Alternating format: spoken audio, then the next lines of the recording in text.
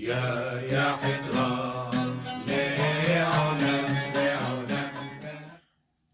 Minhag of the Week, Life Cycles, the Wedding Ceremony. So in the last episode, I spoke about the wedding, the way it was in Halab, and people have asked me, when was it that way? Where did this information come from? And this is the way it was 150, 200 years ago, and is based upon the writings of Hacham Abraham Antebi. Rabbi Abraham Antebi was the chief rabbi of Halab, and he passed away in 1858. This is from a book of his called Ohel Yesharim, which he published in 1822. And we know from other sources that this is more or less the way weddings continued in Aleppo till around 1900 or so. But even by that time, things started changing, and they started having weddings in the Beit Knesset, in the synagogue. And that's the way the custom continued here in America, having the ceremony in the synagogue, differently than what way it was done prior to have the ceremony in the home of the bride. Now, many people think of weddings, probably all of us, and we think about the marchers, the bridesmaids, and the groomsmen. None of that existed in the past. This is something that developed later on. It is not an original custom. Even the Hazan marching in and singing, and the rabbis marching in, none of that existed at all. In fact, there was basically one Hazan and one rabbi for the wedding. The Hazan's role was extremely limited. We'll talk about that in a moment. And the rabbi said all the berachot. The berachot were never divvied up among various rabbis. One rabbi would say all the berachot. Okay? Sometimes he may have another rabbi with him, and he'd let one rabbi would say the Birkat Irusin, in other words, the first three berachot, and then the other one would say the berachot of the Kiddushin, which are the following 7 berachot. There was no concept of a Hazan saying the last beracha like we see today.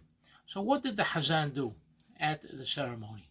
The Hazan sang a traditional piece called Yif'atech Tamma, and this ancient song written by Rabbi Yisrael Najara, who was originally from Damascus, he wrote this very, very brief piece of poetry, and it was sung specifically in Aleppo, in Halab, by the Hazan prior to the 7 berachot of the Kiddushin.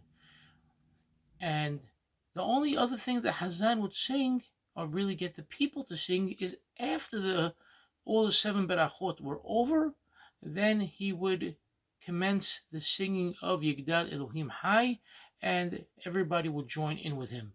That was the job of the Hazan at the wedding. The rabbi, as we said, did the berachot. There are the initial 3 berachot, and then the following 7 berachot done by the rabbi, sometimes 2 rabbis, one doing 3, one doing 7, and that's it. Like we said, not given out to other people. But what else went on at the ceremony? It was a little bit different. And we spoke in an earlier episode about the ketubah. And nowadays we think of the ketubah ceremony. As I mentioned, there was no ketubah ceremony in the past. When we think about a ketubah ceremony, many of us have this image of the rabbi pulling out a handkerchief, and the groom and the rabbi shaking on this handkerchief, making a kinyan. And the custom of the community, not only in Syria, but here in America, and I'd say even until the 70s, maybe even early 80s, it still existed. This kinyan happened at the wedding ceremony itself, before making the kiddushin, before the hatan would tell the kala, Hare at mekudesh li b'kaspa hadin kedat Moshe v'Yisrael, before saying that line of kiddushin, okay, and handing her the coin, the rabbi would tell the groom, take out a handkerchief. They would hold the handkerchief together, and the Hacham would ask the groom, do you swear to upkeep everything that you signed to in the ketubah prior? And this is done in front of the witnesses under the huppah. And if the groom says yes, they shake on that, and that is the kinyan then and there. Okay, it happens then, and immediately after then, he would say the Hareat Mikudeshet Li and hand the coin to the bride. So this is what's already shaping a little bit differently than what we're getting used to today, to what was going on in our community. It's only 50 years ago.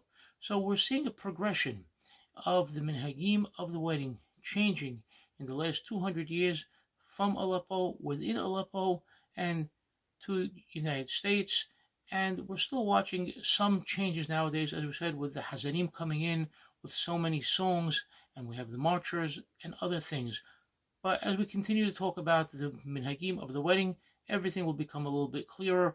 And please, if you have questions, you have concerns, you have things that aren't clear, send in your questions to the SCA, and we'll be more than glad to answer them. Mabruk.